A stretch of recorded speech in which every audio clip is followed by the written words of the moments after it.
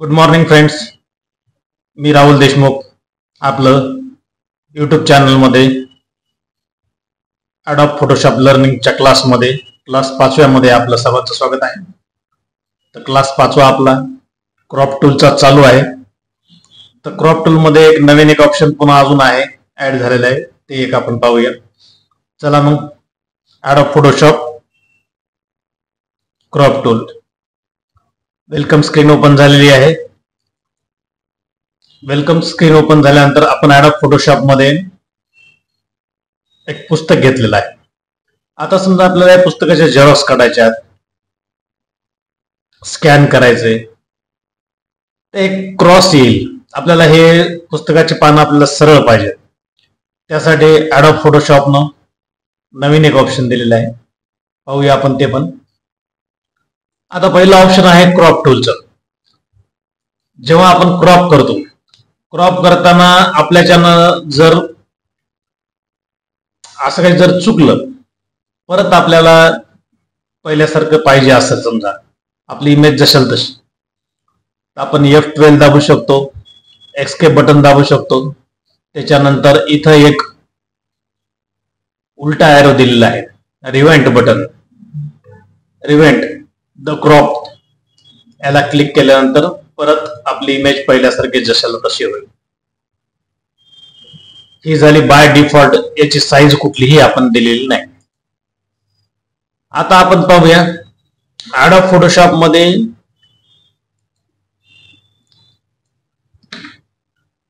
फोटोच्या ज्या साईज असतात, तर सर्वात पहिल्यांदा फोटोची साईज असते, पासपोर्ट साईज असते. त्याच्यानंतर 4x6 चे फोटो असतात, त्याचा रेशिओ असते विड्थ आणि हाईट. तर त्याचा रेशिओ असते 6x4 इंचेस मध्ये, आणि त्याचं रिझोल्युशन असतं 300. प्रिंटिंग साठी 4x6 चे फोटो आपण जेव्हा देतो, हे झालं 4x6 ची साईज. आता याच्यामध्ये 4x5, 8.5x11 म्हणजे A4 साईज, आणि अजून वेगवेगळ्या भरपूर साईज येतात. पण याच्यामध्ये तुम्हाला कुठंही 4x6 प्रिंट क्रॉपचं ऑप्शन तुम्हाला दिसणार नाही. तर मग आपण वरती याच्यामध्ये 6x4 रेझोल्युशन 300 टाकलेलं आहे. आता हे आपल्याला साईज सेव्ह करायची आहे.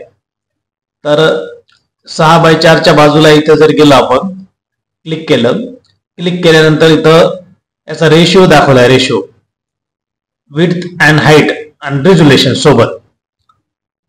सर्वात खाली न्यू क्रॉप प्रीसेट, ह्या न्यू क्रॉप प्रीसेटला आपण जेव्हा क्लिक करतो, तेव्हा 6 इंच बाय 4 इंच 300 DPI चं नवीन प्रीसेट तुमचं तयार होतं. याला आपण ओके करूया. परत रेशिओ मध्ये जाऊया. याच्या खाली 6x4 चं नवीन प्रीसेट तयार झालेलं आहे. आता अजून एक 6x8 चा नवीन प्रीसेट तयार करायचा आपल्याला. 6x8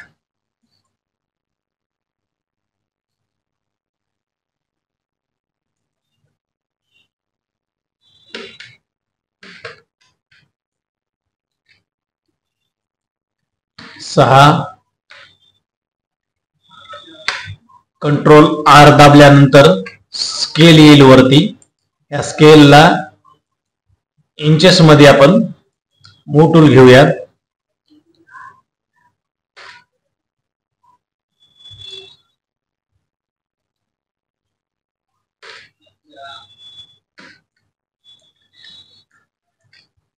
मूव टूल घेतल्यानंतर याला इंचेस मध्ये करूया. राईट क्लिक करून याच्यावरती इंचेस मध्ये झालेला आहे. आता क्रॉप टूल घेऊया. 6 inches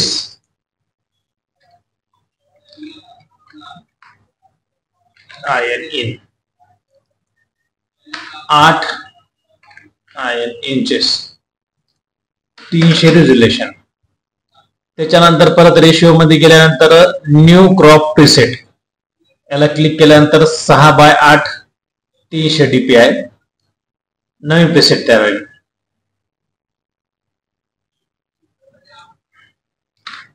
8 inch by 10 inch 300 DPI. परत रेशो मध्ये गेल्यानंतर न्यू क्रॉप प्रीसेटला क्लिक केल्यानंतर 6/8x10 नवीन प्रीसेट तयार होईल. त्याच्यानंतर 8x12. परत याच्यामध्ये गेल्यानंतर 6x4 झाले, 6x8 झाला, 8x10 झाला. आता 8x12 ची साईज आपण सेव्ह करूया, नवीन प्रीसेट तर करूया. 8x12 च नवीन प्रीसेट तयार झालेला आहे.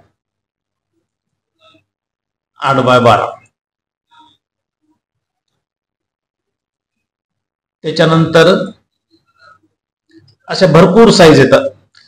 10x15 आहे, 12x18 आहे, 16x20 आहे, 20x24 आहे. आणि वेडिंग अल्बमची size generally 12x36 inch, 12 inch by 36 inch 300 DPI. आपण ही पण साईज आपण सेट करूया. New crop preset 12x36 12 inch by 36 इंची 300 DPI च नवीन प्रीसेट झालेला आहे. आता मित्रांनो,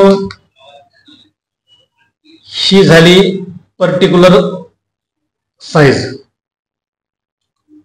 ओरिजिनलला क्लिक केलं की ओरिजिनल येऊन जाईल.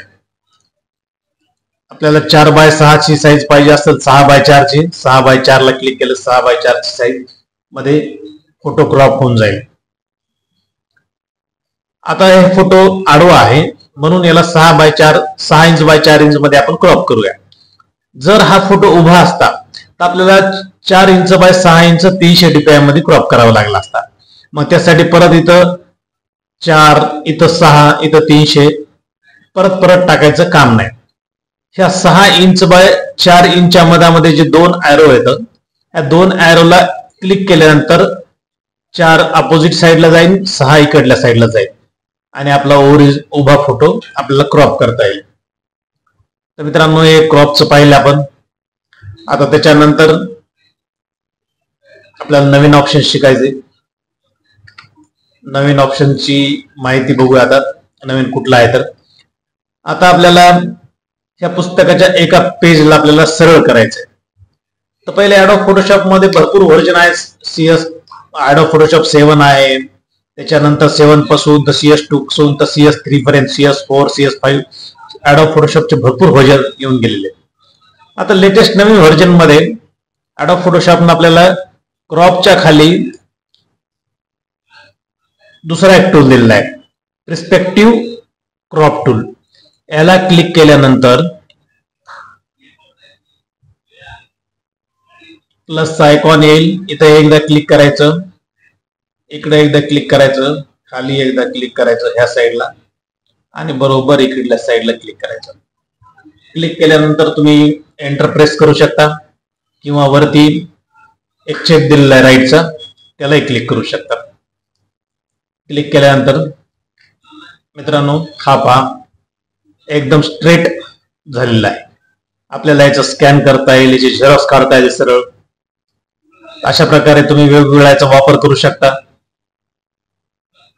हा नवीन टूल तुम्हाला कसा वाटला आणि क्रॉप टूलची बरीचशी माहिती जी की जुन्या व्हर्जन मध्ये आहे, जी सर्वांनाच माहिती आहे, त्याचा तेवढा अभ्यास करायची फारशी आवश्यकता नाहीये.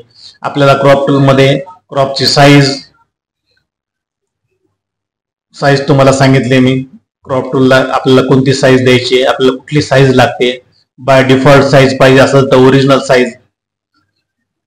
त्याच्यानंतर तुम्हाला वैयक्तिक जर कुठली तुम्हाला पर्टिक्युलर एका साईज मध्ये जर तुम्हाला इमेज प्रिंट करायची असेल तर तुम्ही ती साईज टाकून तुम्ही करू शकता. त्याच्यानंतर तुम्हाला डिलीट क्रॉप्ड पिक्सलचा अभ्यास केला, कॉन्टेंट अवेअरचा अभ्यास केला आपण, स्ट्रेटी नावाच्या ऑप्शनचा अभ्यास केला, क्रॉप टूलचा अभ्यास केला, क्रॉप टूलच्या खालच्या टूलचा पर्स्पेक्टिव्ह टूलचा अभ्यास केला आपण. आता पुढच्या क्लासमध्ये आपण नवीन एका चॅप्टरकडे वळूया. तर तोपर्यंत मित्रांनो, नमस्कार.